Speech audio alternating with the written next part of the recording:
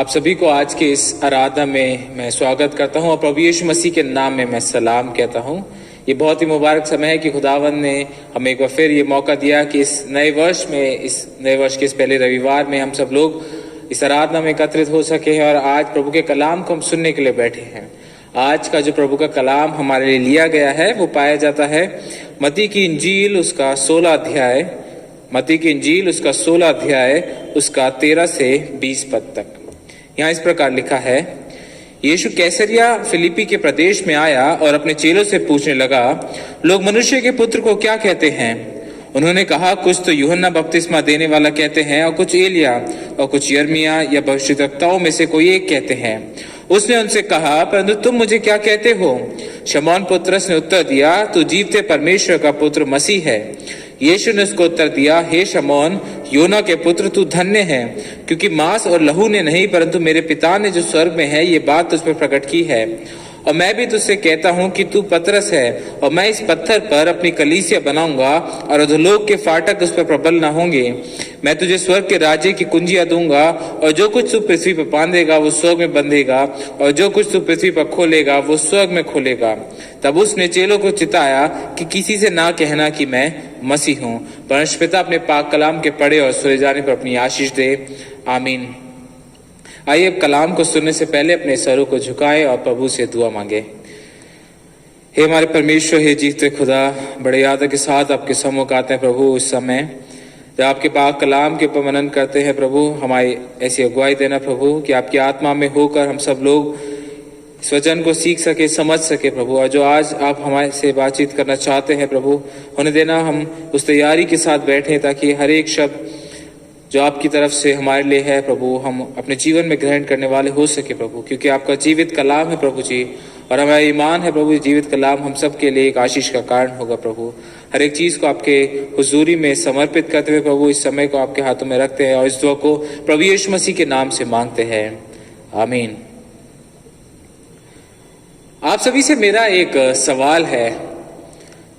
सवाल ये है कि जब हम चर्च की बात करते हैं, जब हम कलीसिया की बात करते हैं, तो आप इससे क्या समझते हैं? आप चर्च से, कलीसिया से, कांग्रेगेशन से क्या समझते हैं? क्योंकि बहुत बारी हमारे माइंड में बहुत से थॉट्स होते हैं, बहुत से सोच विचार होते हैं, और अगर आप एक कलीसिया में विभिन्न लोगों से बात करेंगे, आपके विभिन्न तरीके के विचार आएंगे आपके सामने।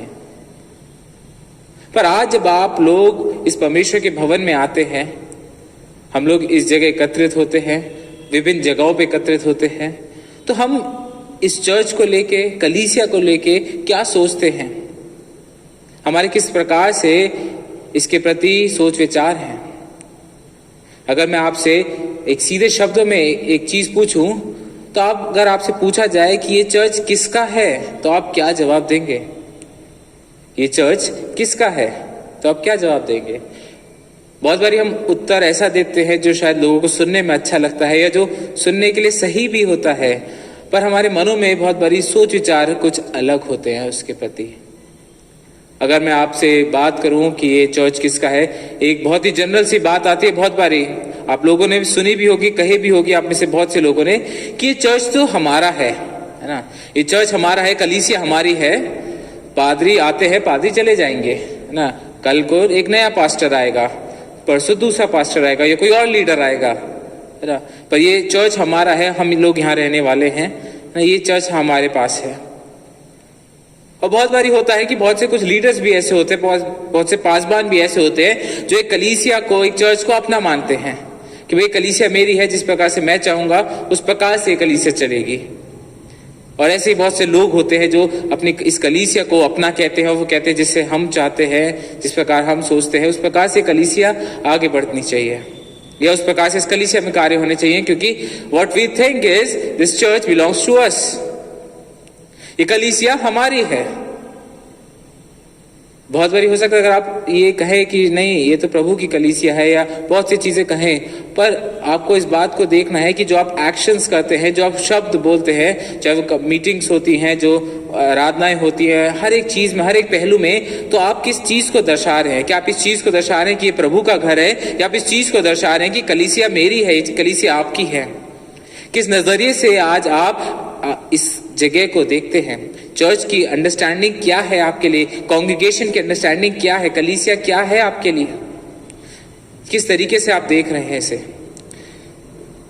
हम आजकल अगर हम एक जनरल वे में बात करें, हम चर्च को अलग ट्रीट करते हैं और कॉन्ग्रीगेशन को हम अलग तरीके से देखते हैं।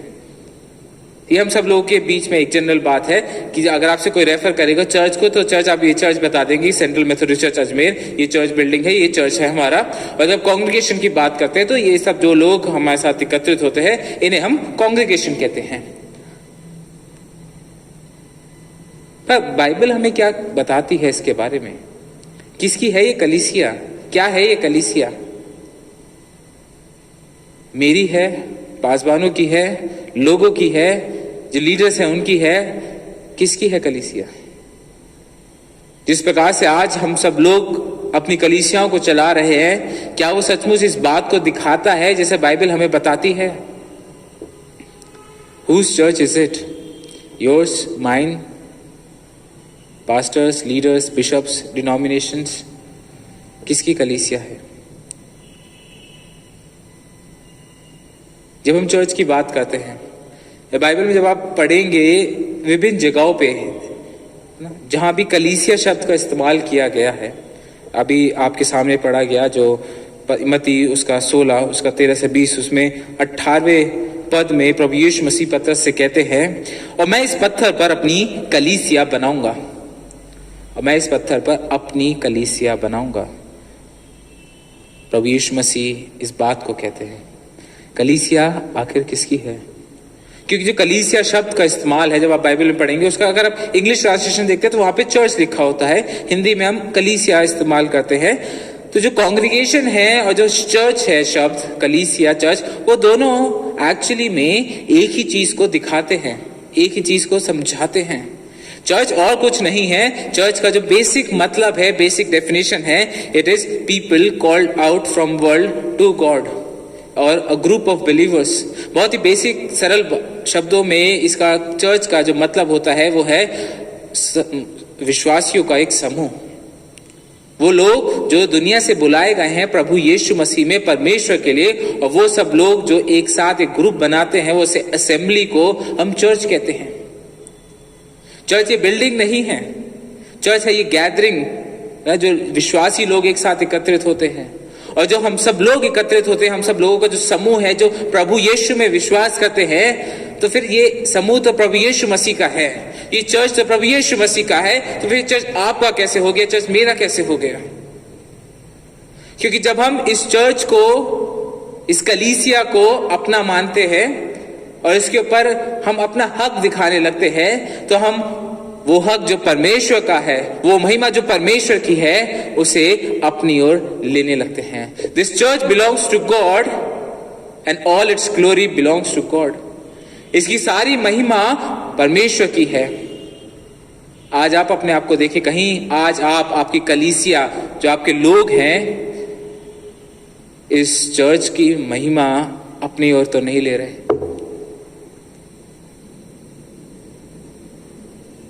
एक प्लॉट होता है ना, एक लैंड होता है, उस लैंड का एक मालिक होता है, और बहुत बारी होता क्या है, वो मालिक तो अगर कहीं गया होता है तो बहुत से लोग उस प्लॉट के ऊपर कब्जा करने का सोचते हैं, है ना। वो लड़ रहे होते हैं कि भाई ये मेरा है, ये मेरा है, या अपना अपना हक उस पर दिखाने लगते हैं, और जबकि मालिक कोई और है। इस कलीसिया का मालिक, इस चर्च का मालिक प्रभु यीशु मसीह है। और मैं आपसे क्यों कह रहा हूं, केवल एक बारी नहीं, बाइबल बार बार हमें इस बात को बताती है कि जो कलीसिया है ये प्रभु की कलीसिया है। विभिन्न माध्यमों से इस बात का हमें सिखाया जाता है। बाइबल जब हम पढ़ते हैं, हमें ये बाइबल बताती है कि कलीसिया मसीह की कलीसिया है, और हर एक चीज जो कलीसिया में होनी चाहिए वो उस खुदावंद यीशु मसीह की तरफ पॉइंट आउट करनी चाहिए, हमारी तरफ नहीं, मेरी तरफ नहीं, आपकी तरफ नहीं। हम इस कलीसिया को नहीं चलाते हैं, ये प्रभु है जो कलीसिया को चलाता है, क्योंकि प्रभु की कलीसिया है। क्योंकि बहुत बारी हम लोग अपने चर्च को चर्च बिल्डिंग से एसोसिएट करके इतना ज्यादा उसमें इन्वॉल्व हो जाते हैं कि वो एक तरीके से मेंबरशिप फॉर्म रह जाता है। और क्योंकि हम मेंबरशिप में उसमें सम्मिलित है तो हम चाहते हैं ये चर्च उसी तरीके से चले जैसे कमेटी चलाती है, ये विभिन्न तरीके से। पर असल में हमें पूछना है कि क्या सचमुच प्रभु इस जगह पे वास कर रहा है, कि सचमुच प्रभु इस जगह को चला रहा है। कोई सी भी कलीसिया हो सकती है, किसी प्रकार की कलीसिया हो सकती है। आज सवाल ये है कि आप उस कलीसिया को किस प्रकार से देखते हैं। क्या जब अपना हक उस पर जता रहे हैं, या जो प्रभु का हक है वो प्रभु को ही दे रहे हैं?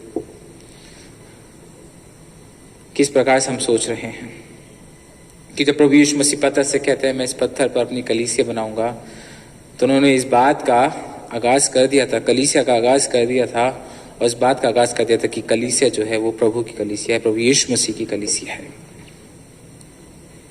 आपके सामने मैं कुछ इमेजेस हैं, एक प्रतिरूप है जो कांग्रेगेशन या कलीसिया को दर्शाती है। बाइबल जिस प्रकार से हमें बताती है उस विश्वासियों के समूह को, और जिस बात को हमें सिखाती है कि किस प्रकार जो विश्वासियों का समूह है, जो चर्च है, जो कलीसिया है, ये प्रभु की है, ये प्रभु की कलीसिया है।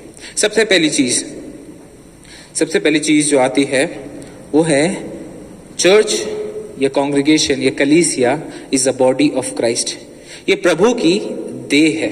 अगर आप मेरे साथ निकालें रोमियो उसका 12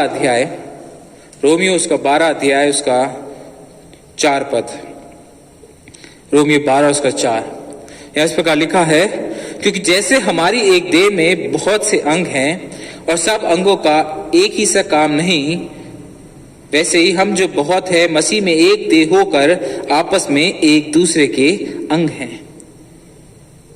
We are the body of Christ. This church is the body of Christ.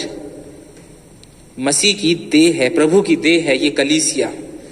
और मैं इस बात को क्यों आपके सामने रख रहा हूं कि इस बात को समझना है। हम ये तो समझते हैं कि हम देह हैं, बट हमें इस बात को ध्यान रखना है कि ये देह प्रभु की है, ये प्रभु यीशु मसीह की देह है। हम सब उसके अंग है, विभिन्न कार्य हमें करने होते हैं, विभिन्न गिफ्ट्स हमें मिले, विभिन्न टैलेंट्स हमें मिले हैं, विभिन्न तरीके से हम इस कलीसिया में अपने सेवाओं को देते हैं। पर हमें इस बात का ध्यान रखना है कि ये कलीसिया प्रभु की है, ये प्रभु की देह है। इस कलीसिया का सर मसीह है। और जब हम इस बात को समझते हैं, जब अपने जीवन में, अपने सोच विचारों में इस बात को रखते हैं कि जब हम इस कलीसिया का हिस्सा है, ये कलीसिया मेरी नहीं है पर ये कलीसिया प्रभु यीशु मसीह की है, हम इसके पार्ट है, we belong to this church, we don't own this church. हम इस कलीसिया के पार्ट है, हम इसके मालिक नहीं हैं, हम इस देह के अंग हैं। विभिन्न प्रकार से हर एक मनुष्य जो उस विश्वास में पाया जाता है प्रभु यीशु मसीह के और इस जगह पे एकत्रित होता है, वो हर एक जना उस देह का अंग है। We belong to this church, this body of Christ. पर इस देह का मालिक प्रभु यीशु मसीह है। We are the body of Christ.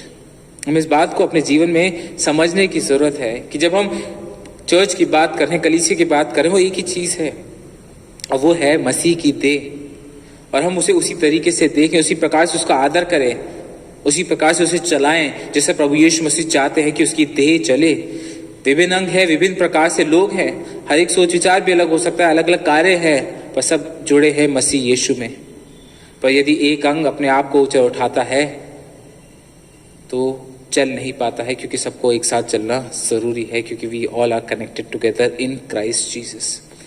कलीसिया प्रभु यीशु मसीह में जुड़ी हुई है, मसीह की देह है। दूसरी चीज जो आती है, दूसरी इमेज, जो दूसरा प्रतिरूप है, वो है द टेम्पल ऑफ गॉड। कि जो कलीसिया है, जो मसीह विश्वासियों का समूह है, ये प्रभु का मंदिर है। अगर आप मेरे साथ निकालें 1 कुरिन्थियों उसका 3 अध्याय उसका 16 और 17 पद। 1 कुरिन्थियों 3 अध्याय उसका 16 और 17 पद।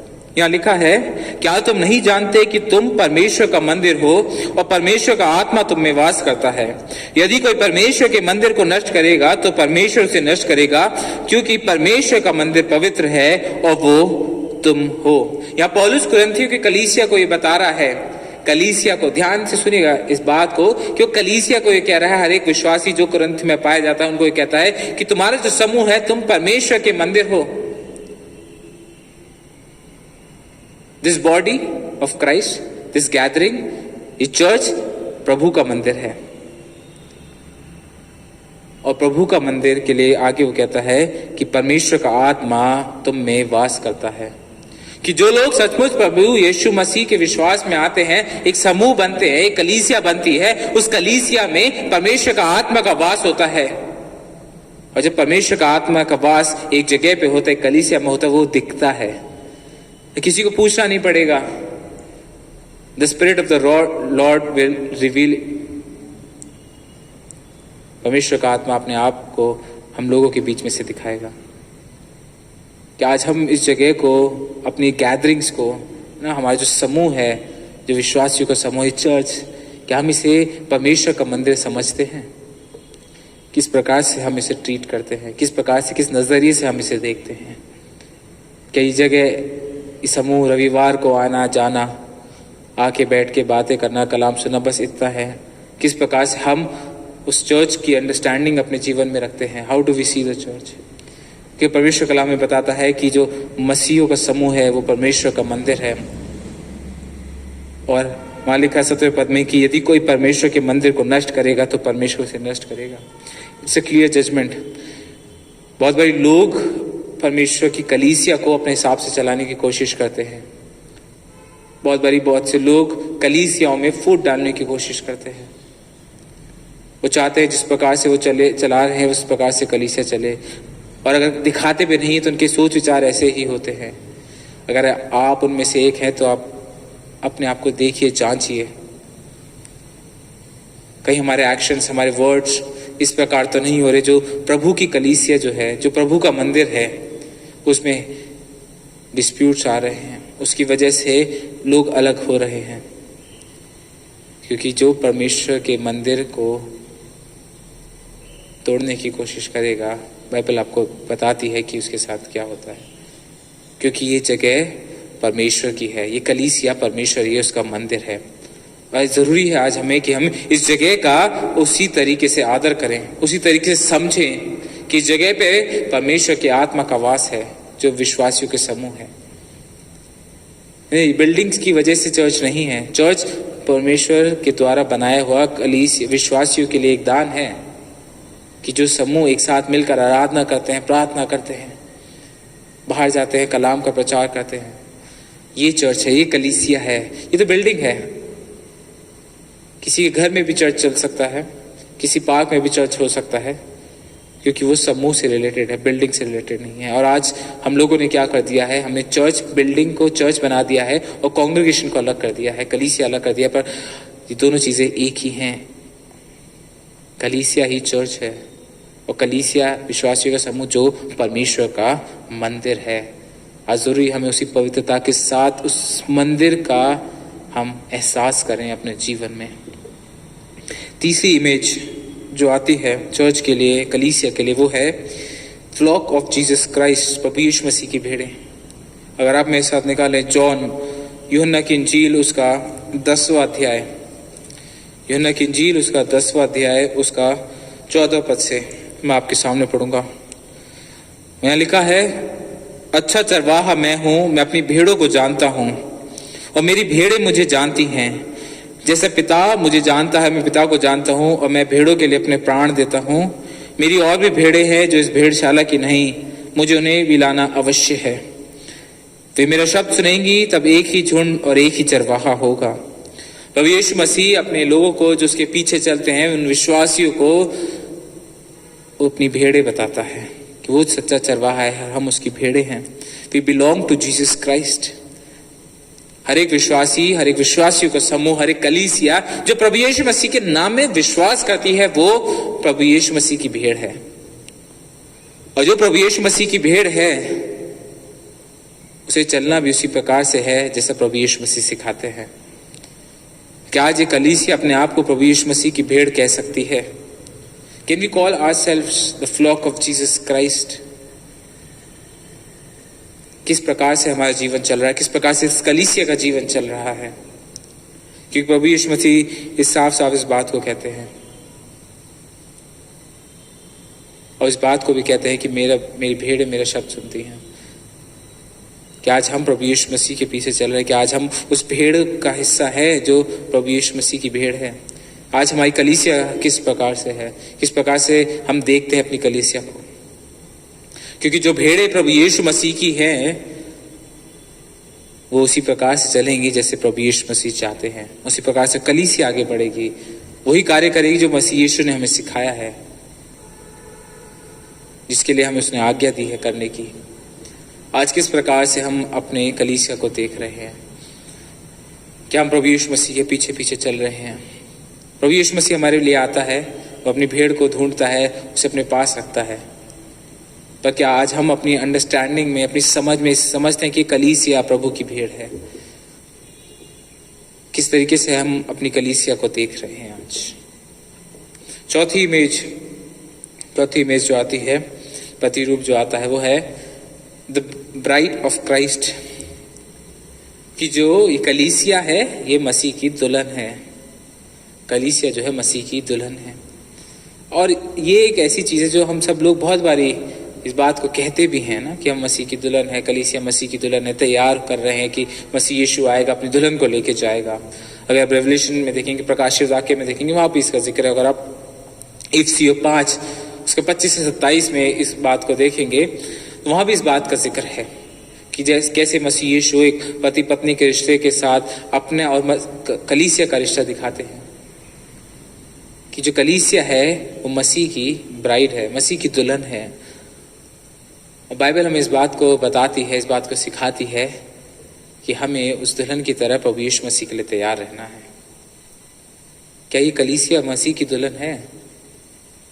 क्या ये कलीसिया अपने आप को जब देखती है तो देखती है कि ये मसीह की दुल्हन है, उसी प्रकार से तैयार है, उसी प्रकार से अपने जीवन को चला रही है? किस प्रकार से ये कलीसिया चल रही है? बहुत जरूरी हो जाता है हमें इन बातों को समझना, अपने जीवन में देखना, ताकि हम एक साफ अंडरस्टैंडिंग के साथ, साफ समझ के साथ अपनी कलीसिया को देख सके, समझ सके, ताकि जब भी हम उस कलीसिया की बात करें, जब भी हम इस जगह पे आए, इस जगह में आराधना के लिए आए, हम उस क्लियर अंडरस्टैंडिंग के साथ प्रभु यीशु मसीह के सामने आए। ये सोच के नहीं कि हम एक जगह जा रहे हैं जहाँ हम चर्च बिल्डिंग है, पर इस सोच के कि जहाँ हम जा रहे हैं, यहाँ जब हम एकत्रित होते हैं मसीह की आराधना करने के लिए, तो हम एक दुल्हन की तरह अपने मसीह की आराधना करते हैं, उसका आह्वान करते हैं, उसके लिए वेट करते हैं कि वो जब आएगा हमें लेके जाएगा। हम किस नजरिए से अपनी कलीसिया को देख रहे हैं आज बहुत जरूरी हो जाता है इस बात को समझना कि आज कलीसिया तैयार है अपने उस मसीह के लिए, अपने उस प्रभु के लिए, कि वो आए और हमें से हर एक को तैयारी में पाए। किस तरीके से आज आप अपने चर्च को देखते हैं? पांचवी इमेज जो आती है वो है प्रभु का परिवार, गॉड्स फैमिली। अगर आप मेरे साथ निकालें इफिसियों उसका दूसरा अध्याय उसका 19वां पद, इफिसियों 2 उसका 19, यहाँ लिखा है, इसलिए तुम अब विदेशी और मुसाफिर नहीं रहे, परंतु पवित्र लोगों के संगी, स्वदेशी और परमेश्वर के घराने के हो गए हो।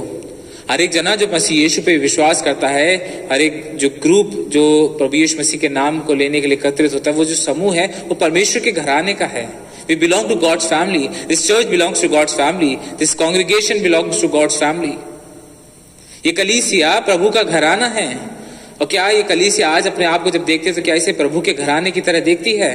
क्या हम सब लोग अपने आप को मसीह यीशु में देखते हैं कि हम सब लोग मसीह यीशु में भाई और बहन हैं, हम सब लोग मसीह यीशु में एक दूसरे के साथ जुड़े हुए हैं, क्योंकि हम उस मसीह के साथ जुड़े हुए हैं, हम उस परमेश्वर के घराने के लोग हैं। ये कलीसिया आपकी और मेरी नहीं है, कलीसिया प्रभु की है। ये घराना प्रभु का है। हर एक जना जो मसीह यीशु में ईमान रखता है, हर एक जगह जहाँ मसीह यीशु का नाम लिया जाता है आदर के साथ, जिस जगह पे विश्वासियों का समूह होता है, वो परमेश्वर का घराना है। आज हम लोग क्या ये गलती तो नहीं कर रहे हैं कि हम उसको उस तरीके से ट्रीट नहीं करते हैं, उसको उस तरीके से आदर नहीं देते हैं जिस प्रकार से बाइबल में बताती है कि प्रभु यीशु मसीह ने स्थापित किया है। ये कलीसिया जिसकी हम बात करते हैं, देखिए आज हम हैं कल नहीं होंगे, कल आज आप हैं कल आप नहीं होंगे, पर ये कलीसिया चलेगी इसलिए नहीं क्योंकि ये आपके ऊपर मेरे ऊपर निर्भर करती है, क्योंकि ये कलीसिया परमेश्वर की, ये घराना परमेश्वर का है। और जो चीज मसीह यीशु की है, जो चीज परमेश्वर की है, जिसका मालिक प्रभु है, जिसका सर प्रभु है, जब दूल्हा प्रभु है, तो सारा आदर उस कलीसिया के द्वारा उस प्रभु को ही मिलना चाहिए। आज इस बात को देखने की जरूरत है, समझने की जरूरत है कि ये कलीसिया किसका है, हम किस प्रकार से इस कलीसिया को देखते हैं। बहुत बारी हम सुनने में आता है ना, लोग अपने कॉन्ग्रीगेशंस को अलग कर लेते हैं ना, अपने आप को अलग कर लेते हैं, क्योंकि उन्हें लगता है कि ये कलीसिया वो चलाते हैं। कोई भी कलीसिया हो सकती है। आज आप इस गलत फहमी में तो नहीं रह रहे कि कलीसिया आपकी है। मैं इसलिए कह रहा हूं क्योंकि जब हम उस महिमा को जो प्रभु की है, जो कलीसिया प्रभु की है, उसको अपना हक देने लगते हैं, तो हम परमेश्वर से वो हक ले रहे हैं जो परमेश्वर का है। कहीं आज हमसे ये तो गलती नहीं होगी। आज हम सही तरीके से अपने आप को उस प्रभु के भवन में रखते हैं, उस कलीसिया में रखते हैं। कि आज हम समझते हैं चर्च क्या है मेरे लिए। मैंने आपके सामने 5 इमेजेस रखी, विभिन्न माध्यमों से, विभिन्न प्रतिरूपों में बाइबल हमें बताती है कि जो कलीसिया है, जो विश्वासियों का समूह है, वो कैसे हर एक चीज मिलकर प्रभु ही की ओर इशारा करती है, प्रभु से ही जुड़ी हुई है। चाहे वो मसीह की देह हो, परमेश्वर का मंदिर हो, प्रभु यीशु मसीह की भेड़े हो, प्रभु यीशु मसीह की दुल्हन हो, या परमेश्वर का घराना हो, कलीसिया हर एक प्रकार से परमेश्वर की है। और आज जरूरत है इस बात को हम लोगों को समझने की कि हम उसी प्रकार से इस कलीसिया को आदर दें, उसी प्रकार से इस कलीसिया में रहे कि जैसे हम मसीह के घराने के लोग हैं। ये जगह मसीह यीशु की है और हमें इस जगह को मसीह यीशु की ही रहने देना चाहिए। किसी लीडर की नहीं है, किसी बिशप की नहीं है, किसी आम लोग की नहीं है, पर ये जगह, ये कलीसिया प्रभु यीशु मसीह की है। और जब हम इस बात को समझते हैं तब हम अपने आप को देखेंगे, जब आप इस सोच के साथ उस आराधना में आते हैं, जब इस सोच के साथ आप अपने समूह में रहते हैं, विश्वासियों के समूह में रहते हैं कि जो समूह है ये परमेश्वर को बिलोंग करता है, this place belongs to God, तब हम उसी तरीके से हमारे सोच विचार बदल जाते हैं, हमारा जीने का जरिया बदल जाता है, हमारा आराधना करने का जरिया बदल जाता है, हमारा चर्च आने का मकसद बदल जाता है। क्या आज आप इस प्रकार से इस कलीसिया को देखते हैं? बहुत जरूरी है इस बात को समझना आज हमारे लिए। बहुत बारी लोग अपनी प्लानिंग्स में ना, हम सोचते हैं कि हम इस प्रकार से करें, ये करें, एक्सेट्रा एक्सेट्रा, बहुत सी बातें होती हैं, लीडर्स भी ऐसी बात करते हैं। पर जरूरी है इस बात को समझना कि प्रभु की क्या योजना है इस कलीसिया के साथ, प्रभु क्या चाहता है इस कलीसिया से, क्योंकि ये प्रभु की कलीसिया है। और जब हम उस तरीके से अपनी कलीसिया को देखते हैं तब हम उसकी उस बातों को अपने जीवन में पूरा कर सकेंगे। अन्यथा हम अपनी ही बातों को, अपने ही सोच विचारों को इस कलीसिया में, इस जगह पे पूरा करने की प्रयास करते रहेंगे। आज होने दे कि हम समझ पाए कि प्रभु आज हमसे क्या कहना चाहता अपनी कलीसिया के बारे में, किस प्रकार से हमारे जो सोच विचार है, किस प्रकार से हम अपनी कलीसिया को देखते हैं, वो बिब्लिकल तौर पे बाइबल जैसे हमें बताती है उस प्रकार से हम देखने वाले हो सके। प्रभु आप सबको आशीष दे। आइए हम प्रार्थना करें। हे मेरे राजा, हे मेरे परमेश्वर, बड़े आदर के साथ आपके सम्मुख आते धन्यवाद देते हैं समय के लिए आपने दिया प्रभु जी। होने देना प्रभु आज के समय प्रभु हम आपकी हुजूरी में बैठ कर सीखने पाए, समझने पाए प्रभु। हमारे ऐसी अगुवाई देना कि हम इस जगह को समझ सके, इस कलीसिया को समझ सके कैसे प्रभु आपकी देह है, और उसी प्रकार से इस जगह का आदर कर सके, इस कलीसिया का आदर कर सकें, ताकि हम किसी प्रकार से कोई भी महिमा अपने लिए ना ले सके प्रभु जी, परंतु सारा आदर, सारा महिमा आप ही को होने वाला हो सके प्रभु जी। इस पूरे समय को प्रभु आपकी हुजूरी में रखते हैं, इस कलीसिया को, हर एक जने को परमेश्वर पिता आपके पवित्र हाथों में सौंपते हुए इस दुआ को प्रभु यीशु मसीह के नाम से मांगते हैं, आमीन।